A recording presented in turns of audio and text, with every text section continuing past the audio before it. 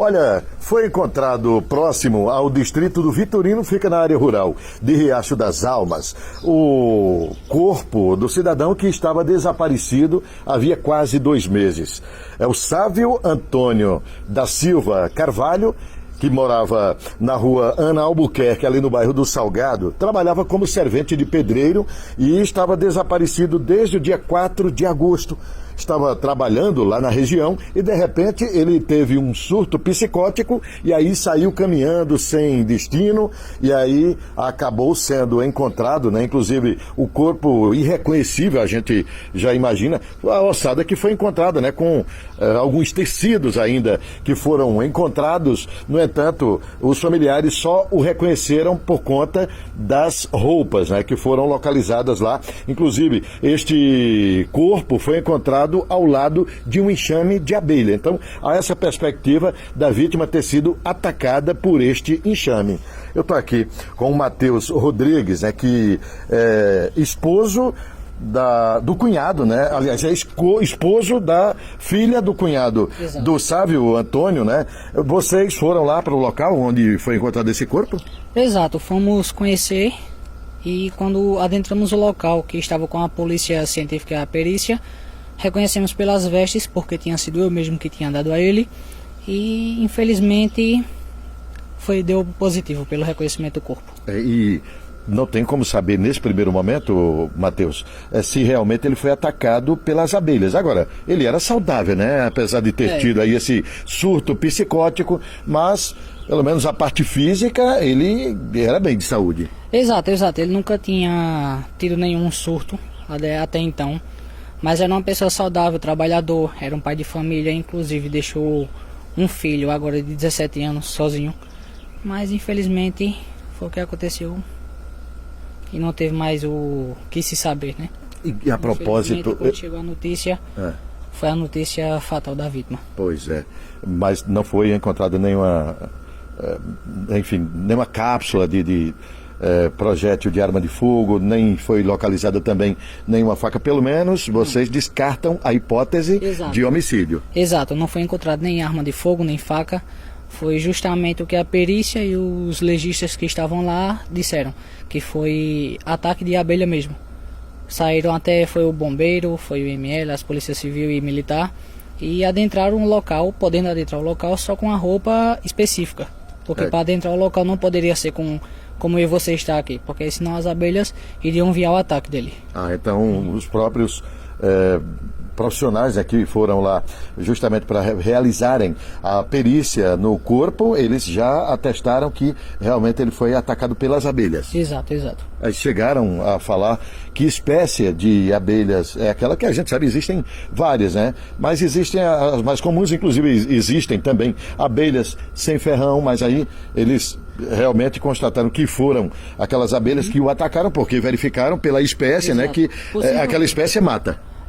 Possivelmente foi a mais conhecida, que é a abelha italiana, que é a própria que faz mel. E o rapaz, o dono da localidade onde tinha a plantação de abelha, especificou para os determinados policiais lá quais eram as abelhas que tinham. Até então, a gente da família não tem essa total informação, mas já sabe-se que foi uma abelha italiana. Uma não, várias. Várias, pois é, e ninguém está livre, né? Mas quando vocês souberam do desaparecimento dele, quem foi que relatou? Ele estava trabalhando com o pedreiro, o próprio pedreiro foi que relatou para vocês que ele teve esse surto? Sim, exato. O próprio pedreiro tinha ligado para a gente, sendo que até então a gente não sabia se tinha sido um surto psicótico de loucura ou só um surto psicótico de ficar atarentado. Exatamente. Aéreo, e ocasionou nele tendo fugido do local onde estavam trabalhando e adentrando os matos do Vitorino. Vocês chegaram a realizar buscas lá dessa localidade onde o corpo foi encontrado? Sim, exato. Passamos 10 dias de buscas, entramos dentro do local, passamos mais de 6 horas procurando, tanto eu quanto meu sogro e familiares dele, sendo que não tivemos êxito no achar ele. Chegamos perto dessa casa de abelhas, mas quando vimos que eram muitas, não adentramos ela porque só poderiam entrar com roupas específicas. E talvez vocês tivessem sido mortos também, né? Igualmente a gente estaria como ele. Mas em nenhum momento a gente cogitamos que ele poderia ter estado lá. Se fosse uma coisa mais concreta, a gente chamamos o bombeiro de Recife, o bombeiro veio, sendo que não efetuaram totalmente a busca certa.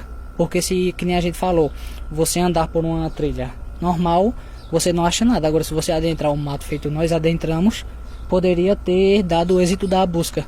Mas infelizmente aconteceu, né? Pois é, uma pena, né, gente? Vocês ainda tinham uma ponta de esperança, a realidade é essa, né? Tinha tanto a irmã dele, a minha sogra, a irmã dele que fez uma entrevista com você, a Sandra, e muitos familiares tinham ponta de esperança de ter o encontrado, mas infelizmente a nossa esperança ela se veio por terra ao final da tarde de ontem. Ô Matheus, como foi que vocês foram informados de que um corpo já em estado avançado de decomposição havia sido encontrado ali próximo ao Vitorino? Eu acho que foi uma superintendente do Corpo de Bombeiros que ligou para a gente, porque outras pessoas, o rapaz da colmeia, ele sempre vai frequentar assim constantemente 6 em 6 meses. Aí quando ele levou o pessoal para a retirada de mel, encontraram o corpo do Sálvio. Aí ele ligou para a polícia e a polícia informou para os bombeiros e constantemente já foram para o local. Aí quando chegaram lá, o bombeiro ligou para a gente e a gente na mesma hora, no mesmo determinado momento, saímos de casa e fomos ao encontro para reconhecer o corpo. E quando chegou lá, confirmado. Foi confirmado. Ô cara, você disse que ele deixou um filho de 17 anos de idade. Exato. Filho único ou tem outros? Não, filho único. Foi criado só por ele. Que nem eu disse a você, ele era um pai de família, era trabalhador, sempre supriu a casa quando mais precisou. E agora, infelizmente, mais uma vítima, né? Pois é. Corpo sendo, no caso, restos mortais serão encaminhados para o IML do Recife. A propósito, já uma definição de vocês, vai ter velório, vai levar direto para o cemitério, como é que vai ser? Infelizmente, vai fazer a chegada em Caruaru e já vai diretamente para o cemitério. Mas aí não tem definição ainda, não há uma programação, justamente porque vocês dependem da liberação do corpo do IML do Recife. Exato. Então tá aí, né, gente? Nosso sentimento de pesar a todos da família, repetindo aqui o nome da vítima, Sávio Antônio da Silva Carvalho, estava desaparecido desde o dia 4 de agosto, infelizmente foi encontrado sem vida, né, com o corpo já em avançado estado de decomposição. Repórter Adielson Galvão.